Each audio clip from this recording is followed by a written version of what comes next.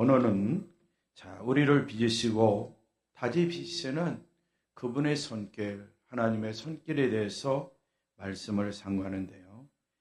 다시 빚으시는 우리 그분의 손길은 다음 주일에 우리가 살펴보고, 오늘은 우리를 빚으시는 하나님의 손길에 대해서 하나님의 말씀을 상고하겠습니다. 우리를 빚으시는 하나님의 손은 숙련된 장인의 손길이다 라고 성경은 말씀하고 있어요.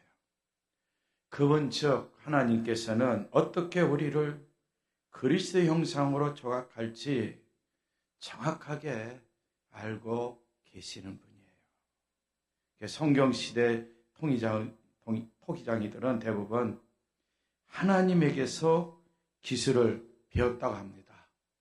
누구로부터 배웠을까? 하나님이 그들에게 지혜를 주셔서 토기장으로서의 삶을 영위할 수 있도록 허락해 주셨다는 거예요. 특별히 예루살렘 같은 도시에서는 이런 가게들이 많이 있습니다. 성지순례 가보신 분들은 아실 거예요. 토기장이 구역으로 딱 정해가지고 우리는 자자손손 지금 몇 대 손으로 일을 감당하고 있습니다 라고 말하는 것을 들을 수가 있어요. 저 가족들이 거기서 작업실도 하고 가게를 또 운영하면서 대대로 기술을 자기 자식에게, 손자에게 전수하곤 합니다. 그런 가게에 들어가 보면 토기장이가 물레 앉아가지고 굴속에 있는 작은 탁자에는 어린아이가 진흙을 가지고 노는 장면 볼 수 있어요. 토기장이는 물레 앉아서 토기를 빚고 있고, 그렇죠? 또 아들, 손자들은, 어린아이들은 그렇죠, 작은 구석에서 진흙을 가지고 장난하듯이 그 진흙덩이를 손으로 주물럭 만지면서, 그렇죠, 토기장의 기술을 눈으로 보고 간접적으로 배우고 나중에는 직접적으로 배우는 것을 볼 수가 있어요. 작은 물레에서 일을 하고 있는 어린아이들, 그리고 또 한편으로는 가마솥에 펄펄 끓는, 그렇죠, 가마 속에 그 빚은 토기를 넣죠. 그때는 또 자녀 손들이 그 광경을 봅니다.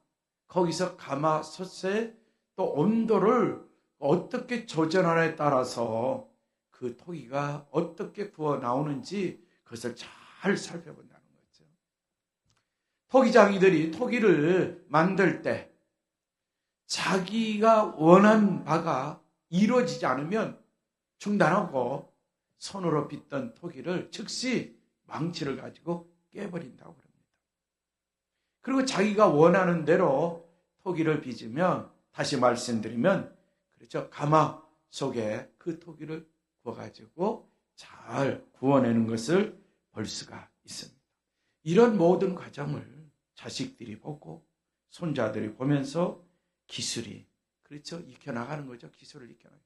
그 기술이 손에 익숙해지면 그들도 아버지를 따라서, 할아버지를 따라서 엄지손가락으로 반죽을 살짝 눌러주거나 손톱으로 스쳐 지나가도록 해가지고 자유자재로 작품의 모양을 만들어 낸다고 그랬죠. 우리나라에는 이천에 가면 도자기 공장들이 많이 있죠. 한국 도자기 같은 경우는 그렇죠, 저쪽 충북 쪽에 또 도자기 공장이 있죠. 대부분의 지금은 기계로 많이, 그렇죠, 자기를 만드는데 아직도 비싼, 그렇죠, 토기들은 토기장이들이 손수 빚어가지고 굽고 또 구워서, 그렇죠, 시판에 내놓죠. 이름 있는 토기장이들의 토기는 값을 하죠. 오늘날도 마찬가지입니다. 아주 비싼 가격. 옛날에 우리나라의 삼척청자 같은 경우는, 그렇죠, 아주 유물이죠. 그때 선조들이 어떻게 빚어냈을까? 아직도 연구사항이라고 합니다. 자, 이와 마찬가지로 하나님의 숙련된 손이 우리 그리스도인들의 인생을 붙들게 있어서 어떻게 악력을 조절할지. 그렇죠. 하나님의 손이 우리를 빚을 때 손놀림에 따라서 잘 조절합니다. 어느 순간에 손톱으로 자국을 낼지, 어떤 부분을 들어가게 하고 어떤 부분을 나오게 할지. 그렇죠.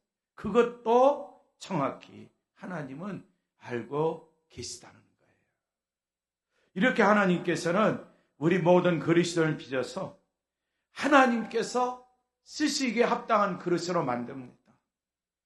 하나님께서 쓰시기에 합당한 그릇. 토기장이신 하나님께서 우리를 가마솥에 넣으시면 우리 그리스도의 인생은 불로 연단받는 거예요. 어떻게 보면 이게 시련의 과정이다. 불로 연단, 단련받을 때 우리 그리스도인들은 때로는 시련의 과정으로 그렇게 생각할 수도 있습니다. 이런 연단의 과정, 시련의 과정을 거치고 나면 단단한 그릇으로 하나님 보시기에 합당한 그릇이 되어 그렇죠? 나옵니다. 우리는 그 과정을 거칠 때에 너무나 힘들고 어렵지만 모든 것을 하나님께 맡기고 나의 모든 인생길이 하나님의 뜻에 달려있다는 사실을 믿고 확신하며 내 자신을 하나님께 맡겨야 된다는 거죠. 그러면 하나님께서 아름답게 우리를 빚으시고 하나님의 합당한 그릇이 되어 하나님 나라를 위해서 크게 쓰임받는 그리스도인이 될 수 있다는 거죠. 앤 그레엄 로츠가 왜 나를 힘들게 하시나요? 라는 책을 저술했어요. 우리나라에도 번역된 책입니다. 책 제목은 신앙이라는 미지의 대항이라는 제목이에요. 여기에 나온 내용을 한편 소개하면 어느 날 그렇죠? 아들이 앤 엄마에게 전화를 했어요. 아들의 이름은 조나단으로 표현되어 있어요. 내용은 이렇습니다. 엄마, 의사 선생님 말이 내가 암이 걸렸대. 조나단 아들이 엄마 앤에게 전화하면서 엄마, 내가 진찰을 받았는데 의사 선생님 말씀이 내가 암에 걸렸대. 이런 전화를 받게 됩니다. 엄마 앤은 곧장 전화상으로 그 아들을 위해서 기도를 드립니다. 어떻게 기도를 드렸는가? 앤이 나중에 이런 글로 남겼습니다. 나는 조나단의 인생을 향한 하나님의 선하신 목적을 떠올리며 그럼에도 불구하고 하나님을 찬양할 수 있었습니다. 하나님의 목적에는 당연히 암도 포함되어 있었습니다. 이런 글을 남겼는데 아들에게 전하면서 조나단아, 이 암도 하나님의 목적 가운데 있단다 라고 어머니로서 아들에게 말할 수 있었을까? 충격을 받을 아들일 텐데, 또 충격받은 엄마일 텐데, 그런데 그녀는 그분의 목적에는 당연히 암도 포함되었다. 우리 가족이 놀란 것도 사실이지만 나는 하나님께서 조나단이 태어나기 전부터 이미 알고 계셨다고 믿는다. 그래서 이 고통이 조나단의 유익과 하나님의 영광을 위한 것이라는 사실에 쉬워도 의심이 없었습니다. 하나님께서는 우리 가족에 대한 계획이 있으며 거기에는 암도 포함됐다는 사실 우리는 잘 알고 있었습니다. 그러니까 엄마가 전화상으로 아들에게 통화를 하면서 이 하나님의 계획, 하나님의 목적, 모든 것이 하나님이 알고 계셨다는 거예요. 그 결론은 뭐냐? 그런 거로 조나단아, 너의 인생을 다 주님께 맡겨야 된다. 너에게 주어진 이 시련, 이것도 하나님이 허락하신 거야. 하나님께서는 이 시련을 도구 삼아 조나단이 더욱 성장하고 발전하며 그리스도의 형상으로 닮아가게 하셨다는 내용이에요. 이런 내용이 욥기서에 나와 있는, 그렇죠, 욥의 삶과 좀 비슷하지 않습니까? 하나님, 그분의 계획, 그분의 뜻, 그분의 목적하에는 욥에 관한 모든 것이 들어있죠. 그가 자식이 죽고 재산이 다 빼앗기고 자기 몸은 병들고 등등 하나님의 계획하에 하나님의 뜻 안에서 하나님의 목적하신 바가 있어서 욥에게 그런 고난을 허락하셨다는 거죠. 하나님이 사탄과 대화할 때에 욥의 생명만큼은 건드리지 마라. 그리고 사탄 너가 하고 싶은 대로 다 하라. 하나님이 허용을 하셨죠. 그러니까 하나님의 허용하에 욥의 인생길을 걸어갈 수 있었어요. 조나단도 마찬가지로 그의 어머니가 기도해 주면서 이렇게 글을 남겼어요. 우리 그리스도의 가정에서 만약 어린 자녀에게 이와 같이 좋지 않는 일이 딱 발생했다면 우리 그리스도인은 이 여인처럼 이런 믿음의 삶을 살 수 있을까? 마침내 하나님은 조나단을 빚으셨어요. 어떻게? 그리스도의 형상으로 닮아가도록. 로마서 8장에 보면은 이런 말씀 나온 거 다시 하나님을 사랑하는 자, 곧 그의 뜻대로 부르심을 입은 자들에게는 모든 것이 합력하여 선을 이루신다 말씀하고 있고요.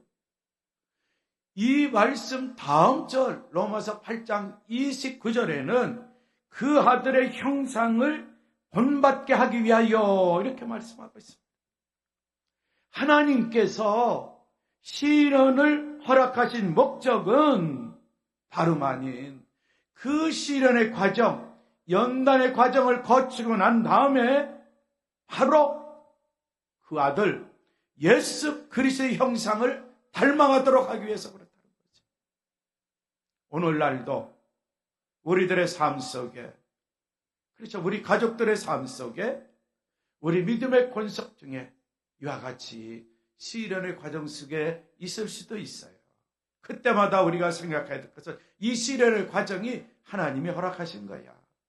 이 시련의 과정을 믿음으로 극복하면, 믿음으로 승리자가 되면 마찬가지로 로마서에 나와 있는 말씀처럼 그 아들 예수 그리스도 형상을 닮아가기 위해서 나에게, 우리 가족에게 이런 시련의 과정을 거치게 했어라는 믿음의 확신을 가지고 우리가 살기를 원합니다. 하늘의 하나님 아버지께서는 우리 그리스도인들이 매일매일 매순간 마주치는 사건들을, 그렇지요, 도구로 삼아서 마침내 우리 모든 그리스도인들을 그리스도의 형상으로 빚어지기를 원하신다는 거예요. 주일 오전에도 말씀드렸지만 지금 위기의 시대라고 말하잖아요. 누구든지, 그렇죠, 위기의 시대라고 합니다. 이 위기 시대를 우리가 거치면서 우리 그리스도인들은 좀 더 깨어 기도하면서 위기라는 시련의 과정을 통해서 내가 좀 더 하나님과 가까이 가고 주님과 가까이 가면서 나는 그리스도를 닮아가는 삶을 사는 그리스도인으로 변모되어야 되겠다. 이런 믿음의 확신을 가지고 생활하면 우리 그리스도인의 위기 다 벗어날 수 있도록 하나님이 지혜도 주시고 명철도 주시고 성령의 능력으로 함께 주실 줄 믿습니다. 혹시 내 마음속에 어떤 중압감이 자리 잡고 있습니까? 걱정할 필요가 있습니다. 모든 것이 합력하여 선을 이루시는 하나님의 능력을 믿고 토기장이 하나님의 손길을 믿고 나의 모든 삶, 중압감이라는 그렇죠. 그 문제까지도 주님께 맡기고 생활하는 우리 그리스도인들이 꼭 되시고 오늘 본문에 나와 있는 말씀처럼 이사야 선지자처럼 기도하며 생활하시기를 바랍니다. 여호와여 이제 주는 우리 아버지시라. 우리는 진흙이요 주는 토기장이시니 우리는 다 주의 손으로 지으신 것이니이다. 나 자신을 바라볼 때 내가 하나님께 기도한다면 여호와 이제 주는 나의 아버지이시니다. 나는 진흙이요 주는 토기장이시니 나는 다 주의 손으로 지으신 것이니이다. 라는 이 하나님의 약속의 말씀을 피어잡고 믿음으로 이사야 선지자처럼 기도하는 그리스도인들이 꼭 되시면 주님은 나의 아버지가 되어주셔서 나를 주께서 손으로 빚어주신다는 거죠. 빚어주세요. 그렇죠. 예수 그리스도를 알지 못할 때에는 나를 누가 빚으시는가 몰랐는데 이제 예수 그리스도 알고 믿음 생활하는 우리 모든 그리스도인들은 나는 진흙이야. 먼지, 티끌이야. 주님은 토기장이셔. 나의 시련의 과정 주님이 빚으실 거야. 주께서 능력의 오른손으로 나를 빚어낼 거야. 이런 믿음의 확신을 가지고 말씀과 함께 기도하며 생활하면 마침내 나 자신을 우리 그리스도의 자신을 예수 그리스도를 닮아가는 그런 삶의 그렇죠. 모습으로 그리스도 형상을 닮아가는 그리스도인으로 변화시켜 이 세상을 살아갈 때에 우리 주님이 말씀하셨죠. 너희는 뱀같이 지혜롭고 비들같이 순결하라는 이런 생활을 할 수 있다는 것 믿고 확신하며 늘 하늘 아버지께서 빈틈없이 전문가, 완전 전문가죠. 전문가의 오른손의 놀림을 통해서 나를 빚으세요. 항상 빚으세요. 안심하고 주님께 다 맡기고 주님 나라를 위해서 믿음으로 전진해 나가는 우리 그리스도인들이 꼭 되시기를 바랍니다. 하나님 감사합니다. 우리 모든 그리스도인들 시련의 과정을 통해서 주님의 손으로 나를 빚으시고 우리 모든 그리스도를 꼭 빚어서 주님의 형상을 담는 삶이 꼭 되게 하여 주시옵소서. 내 속에서부터 내 삶의 모습까지 생활 속까지 다 빚어서 예수님을 닮아가는 삶, 예수님을 담는 마음 꼭 되게 하여 주시옵소서. 그래서 참다운 그리스도로서 주님과 함께 천성을 향하여 믿음으로 전진해 나가는 우리 모든 그리스도인들 꼭 되게 하여 주시옵소서. 예수님의 이름으로 기도하옵나이다. 아멘.